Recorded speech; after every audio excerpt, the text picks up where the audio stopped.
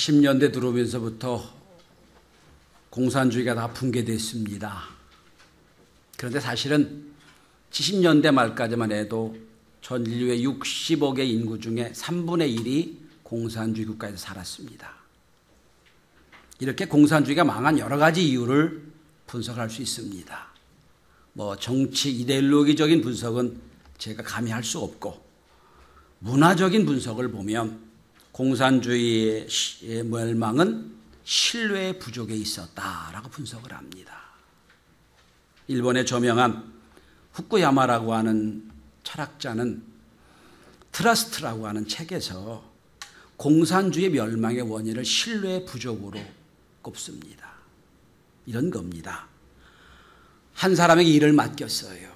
그럼 믿고 맡겼으면 그걸로 끝나면 되는데, 그 한 사람을 못 믿으니까 그 사람을 또 옆에서 감시할 사람을 뽑고, 또 그 사람도 못 믿으니까 또 한 사람을 뽑고, 나중에 소련이 붕괴될 때 소련의 전 인구의 10%가 KGB 간첩이었다 할 정도로. 그러니까 생산성이 없어지는 거죠.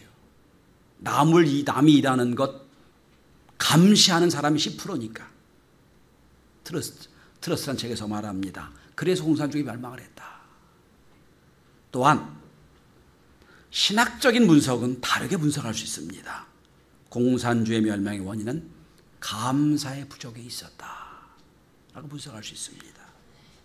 여러분, 공산주의자는 모든 게 혁명입니다. 모든 게 투쟁입니다. 감사할 것도 없고 고마워할 것도 없고, 내가 노력해서 내가 벌어서 내가 쓰니까 뺏기지 않으면 되는 거예요. 오히려 가진 사람들은 내가 가져야 될 걸 뺏어갔으니까 다시 뺏어야 되는 투쟁입니다. 쟁투입니다. 이 공산주의는 그래서 항상 혁명입니다. 항상 전투예요. 감사할 게 없어요. 오히려 가진 사람에 대한 원망이 가득하게 만들어집니다. 감사할 게 없습니다. 저는 이 분석에 어느 정도 동의합니다. 신뢰의 부족, 감사의 부족. 이것이 그 수많은 세월을 인류를 어렵게 했던 이데올로기가 무너지는 원인이라고 하는 겁니다. 성도 여러분, 세상의 어느 나라, 어느 국가도 감사하지 않는다고 감옥에 집어넣는 형법을 가진 나라는 없습니다. 너 감사해야 되는데 감사하지 않았으니까 너 감옥에 가. 이런 법률은 세상에 없습니다.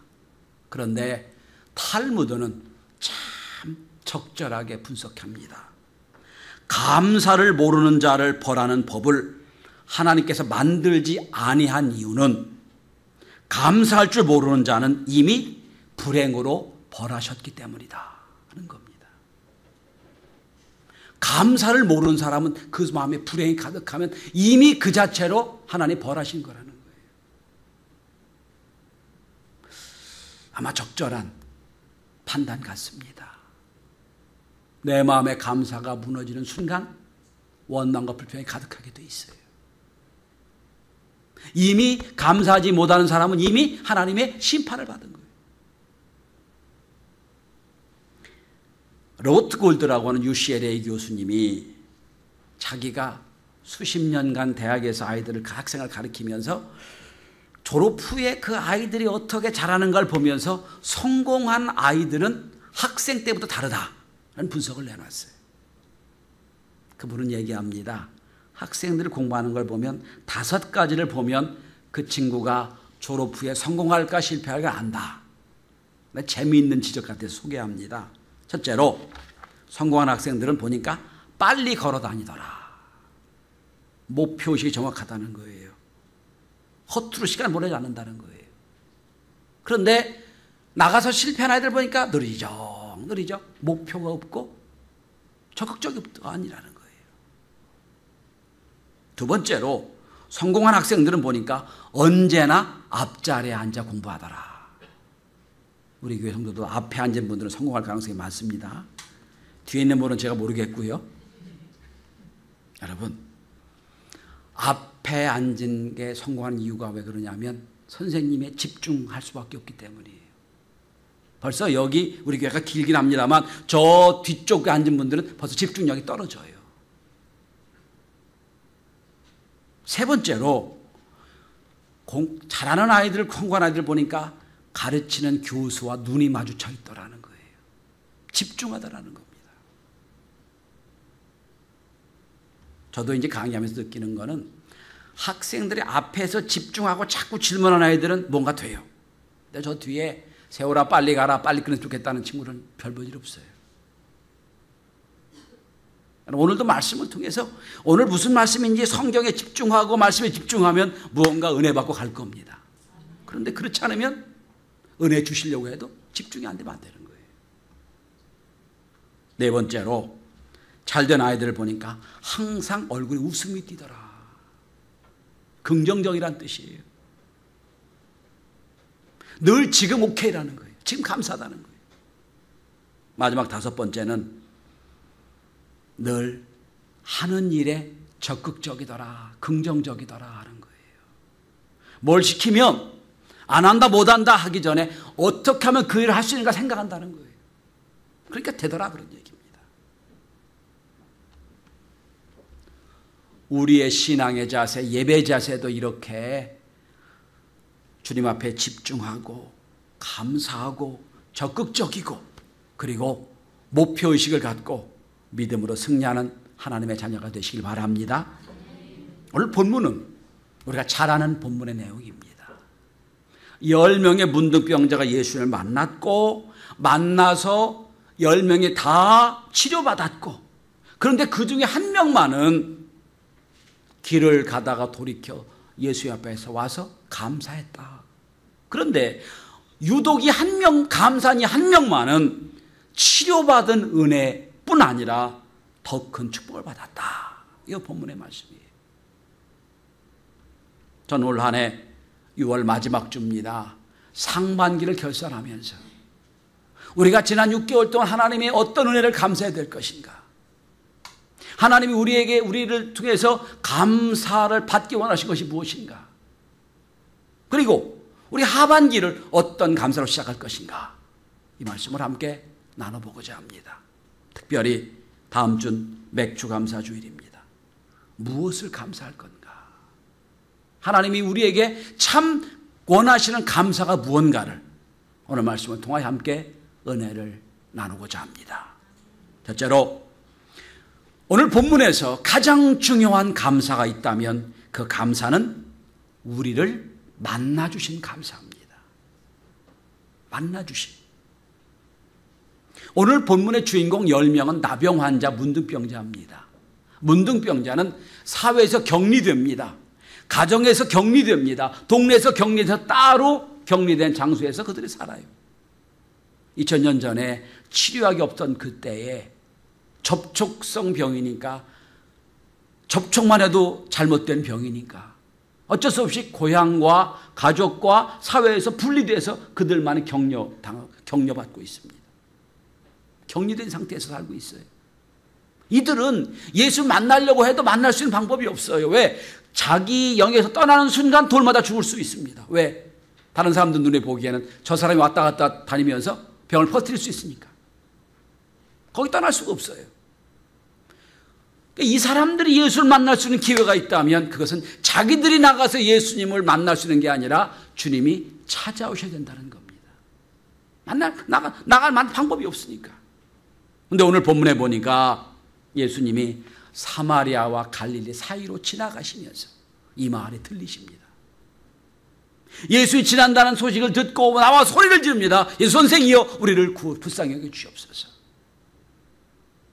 자기들은 움직일 수가 없어요. 주님이 그 동네에 찾아오셨다는 거예요. 찾아오셔서 이들이 구원받게 되고 이들이 치료받게 되는 겁니다.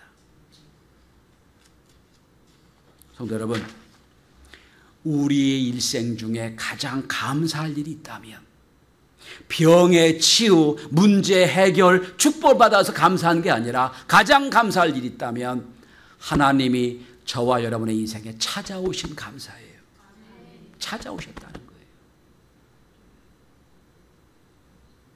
어떤 분이 이렇게 반문할지 몰라요. 목사님 무슨 말씀을 하세요? 저는 제 발로 교회 찾아와서 제 발로 세례받고 제 발로 신앙생활 했는데요. 그렇게 생각할 수 있어요.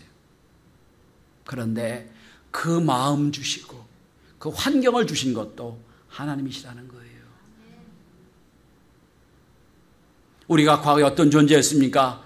에베소서 2장 11절 13절에 보면 이렇게 성경은 지적합니다. 너희는 그리스도 밖에 있었고 이스라엘 나라 밖의 사람이요 약속의 언약들에 대해서는 외인이요 세상에서 소망도 없고 하나님도 없는 자이더니. 우리 지적하는 거 아닌가요? 소망도 없고 하나님도 없고 할례받은 사람들을 볼 때는 할례받지 못한 사람이다. 구원하고 관계없는 이방인들이에요. 그런데 오늘 저와 여러분들이 지금 성전에 예배를 드리고 있는 겁니다. 이건 큰 은혜예요. 평생 감사도 모자랄 감사합니다. 성도 여러분, 살면서 불평할 일이 많고 짜증나고 힘든 일이 많을 때마다 요한복음 3장 16절을 기억해 보시길 바랍니다. 하나님이 세상을 이처럼 사랑 독생자를 주셨으니 이는 저를 믿는 자마다 멸망치 않고 영생을 얻게 하려 하심이라. 더 이상의 복음은 없습니다. 우리가 아무리 이 땅에 잘 살고 이 땅에 행복하게 산다 할지라도 100년밖에 없는 인생을 사는데 예수님을 만나고 나서 우리가 영원히 사는 축복을 받았단 말이에요. 더 이상의 감사는 없어요. 오늘 문득병 걸려서 움직이지도 못하는, 그리고 다른 데 가지도 못하는 이들을 주님이 찾아오셨다는 거예요. 은혜 받을 만한 기회를 주셨다는 겁니다. 여러분, 지난 6개월 동안 뭐 되는 게 없고 힘들고 어려운 삶을 살았다 할지라도 오늘 여러분들의 인생에 주님이 주인 되셨다는 것만 가지고도 충분한 감사의 이유가 될 줄로 믿습니다.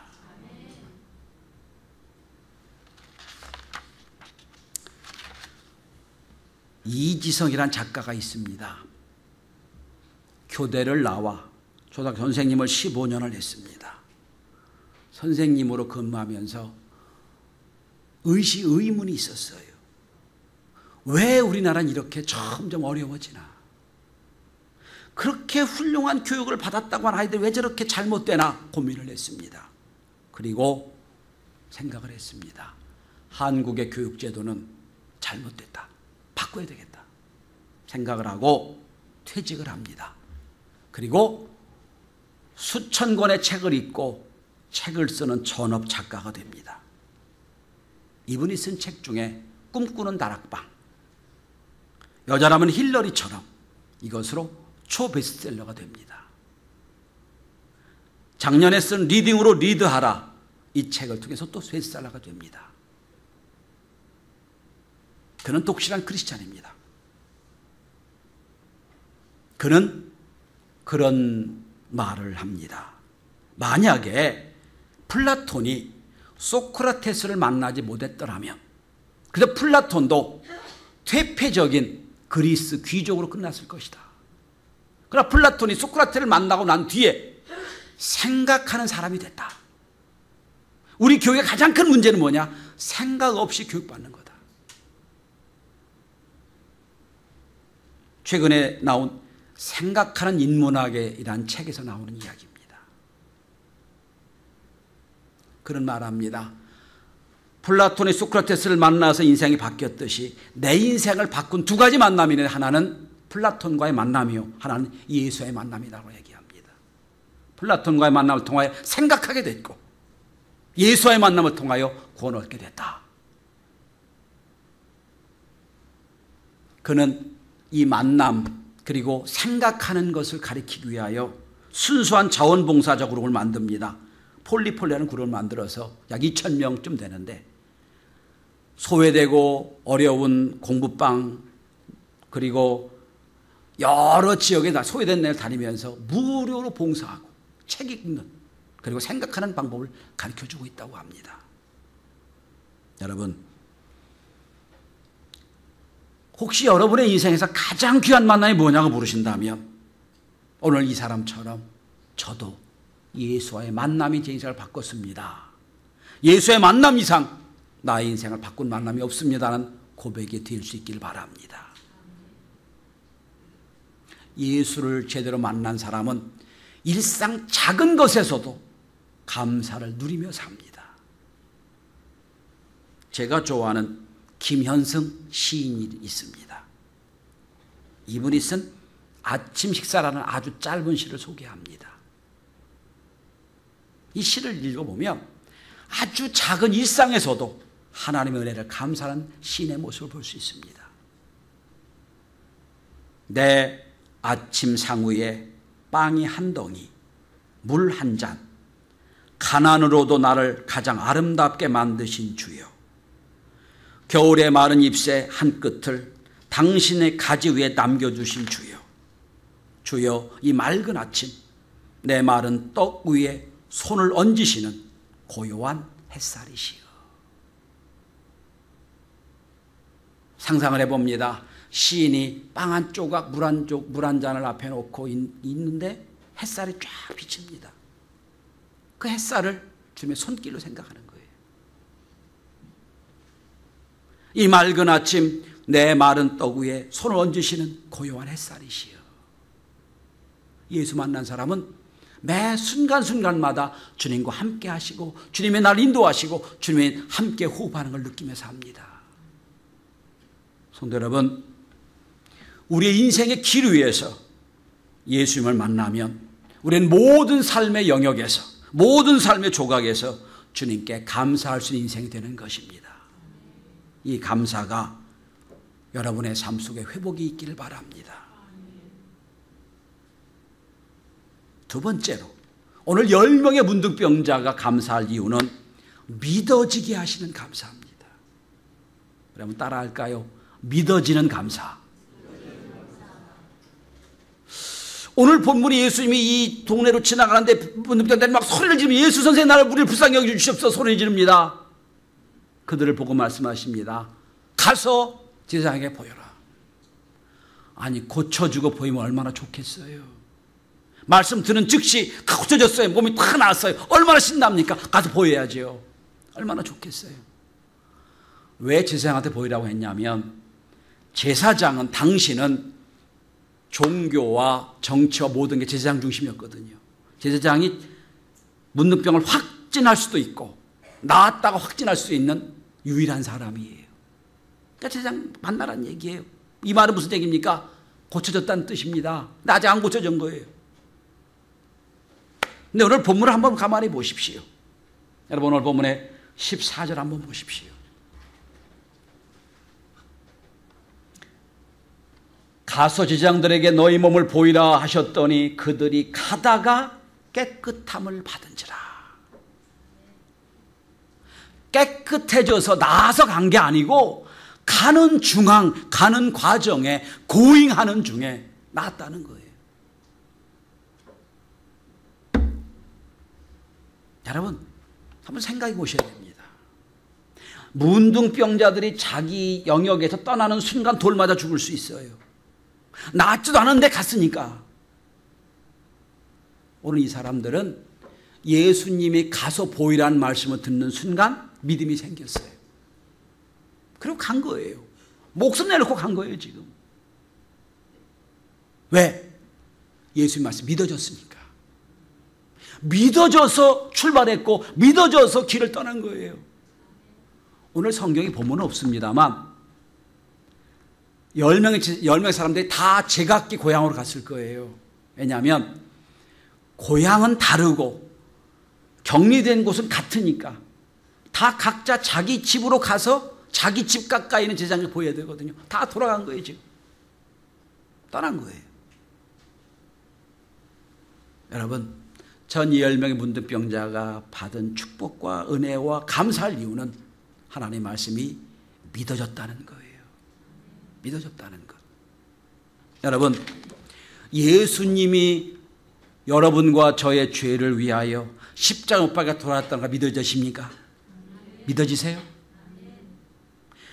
그리고 이 시간 내가 죽어도 천국 가는 거 믿어지십니까? 옆 사람 한번 물어보십시다. 믿어지세요? 물어보세요. 믿어지세요?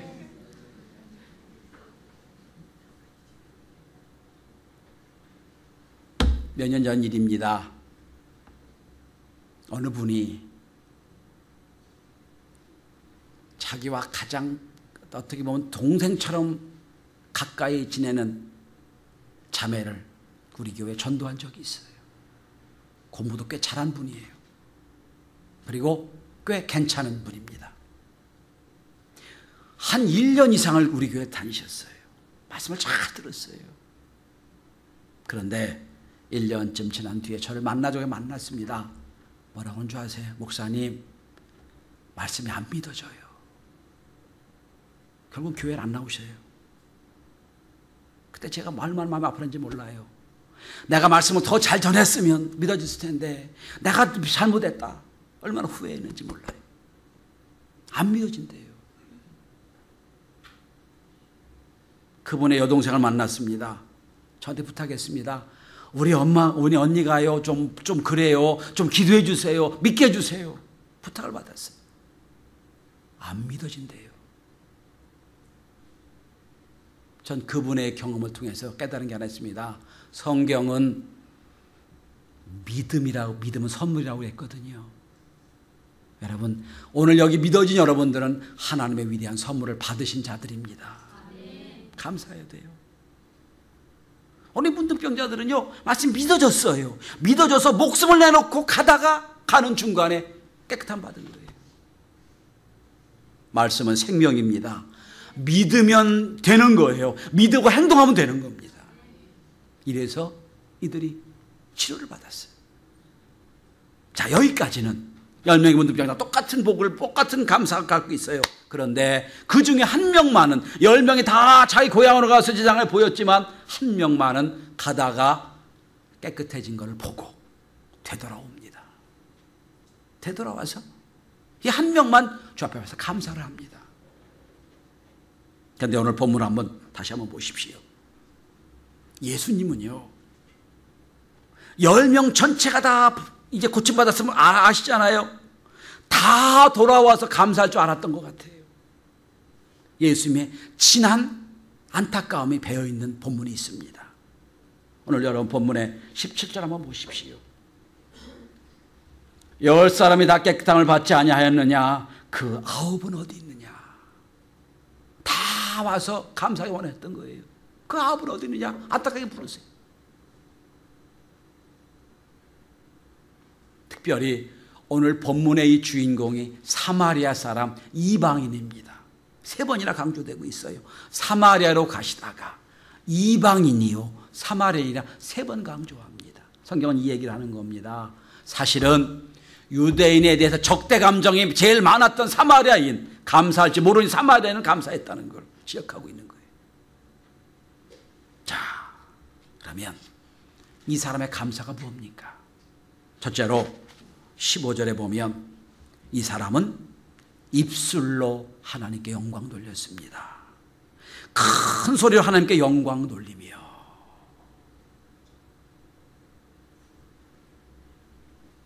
감사의 첫 번째는 입술로 고백하는 겁니다. 하나님 감사합니다. 고백하는 거예요. 웃음 치료라는 치료법이 있지요. 웃음 치료를 하시는 분들이 늘 이런 주장을 하십니다. 웃을 일이 있어 웃는 게 아니라 웃게 되면 웃을 일이 생깁니다. 이런 주장을 하거든요. 전 이걸 좀 약간 바꿔봅니다. 아니, 감사할 일이 있어야 감사하죠 하는 분들에게 부탁합니다. 일단 하나님 감사하십시오. 감사합니다 고백해 보십시오. 그러면 뒤이어서 감사할 이유가 쫙 생겨나게 될 겁니다. 감사하는 방법이에요. 입술로 감사하는 거예요. 하나님 감사합니다. 입술로 감사하면 감사할 일을 깨닫게 될 겁니다. 감사할 일이 생겨나게 될 거예요. 이게 감사의 첫 번째입니다. 두 번째로 이 사람은 엎드려 감사했습니다. 16절에 보면 발 아래 엎드려 감사하니 라고 되어 있어요. 여러분, 오늘 이 사람은 사회에서 격리됐기 때문에 가진 게 하나도 없어요. 주님께 감사한 마음은 있지만 감사에 표현할 방법이 없어요. 물질이 없으니까, 아무것도 없으니까. 유일하게 할 수 있는 게 뭡니까? 몸을 들여 몸을 굽혀 엎드려 감사하는 거예요. 하나님 감사합니다. 저는 이 사람이 엎드려 감사하는 이것이 물질로 보기에는 수많은 감사라고 생각을 합니다. 엎드려 감사합니다. 감사는 입술만의 문제가 아닙니다. 마음의 문제도 아닙니다. 감사는 물질로 드릴 수 있는 것이 감사합니다.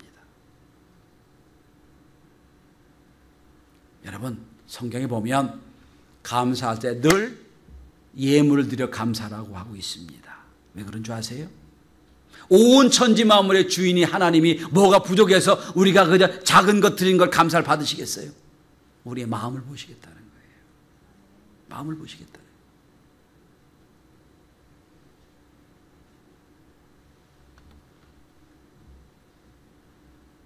서양 격언에 제일 가르치기 어려운 수학 문제가 있다면 그것은 자기가 받은 축복을 세어보는 일이라고 했습니다. 가르쳐줄 수가 없어요. 이거는 스스로 깨달아야 됩니다. 감사를 깨달을 수 없기에 우리는 감사할 수 없습니다. 교만한 마음, 비교하는 마음, 이거 감사를 할 수가 없게 만듭니다. 자, 그러면 오늘 본문에 9명은 다 자기 일로 갔습니다. 그런데 한 명은 돌아와서 감사를 했습니다. 그때 오늘 하나님은 9명 말고 이 한 명 감사한 사람에게만 특별한 축복을 주십니다. 그것이 오늘 본문의 19절입니다. 우리 다 같이 함께 읽읍시다. 시작. 그에게 이르시되 일어나 가라 내 믿음이 너를 구원하였느니라 하시더라. 구원이란 말이 나옵니다. 10명은 다 치료는 받았어요. 그러나 치료받았다고 문득병이 나았다고 또 죽을 거 아니에요? 앞으로 10년 살다 또 죽을 거예요. 그거하고 관계없어요. 오로지 이 감사한 이 사람만 하나님이 구원의 축복을 주시는 겁니다. 행복은 감사의 문으로 들어와 불평의 문으로 나간다옵니다. 감사 없이 자기 삶으로 돌아간 9명은 그냥 치료만 받았을 뿐이에요. 그런데 돌아와 감사한 이에게는 하나님 그에게 구원의 축복을 주십니다. 시편 50편 23편 감사로 제사로 드리는 자가 나를 영화롭게 하나니 그의 행위를 옳게 하는 자에게 내가 하나님의 구원을 보이리라. 감사로 구원을 보인다는 말씀이에요. 감사는 축복을 가져오는 마중물입니다. 감사는 축복의 비를 안고 오는 구름입니다. 여러분, 감사가 메마른 시대입니다. 어떻게 보면 이 한국 땅이 투쟁과 쟁투만 가득한 시대가 됐어요. 그때 진정한 감사를 회복해서 문제 해결할 뿐 아니라 우리 마음에 구원의 역사를 이루는 복된 주의 자녀가 되시기를 주의 이름으로 축원합니다. 기도합니다.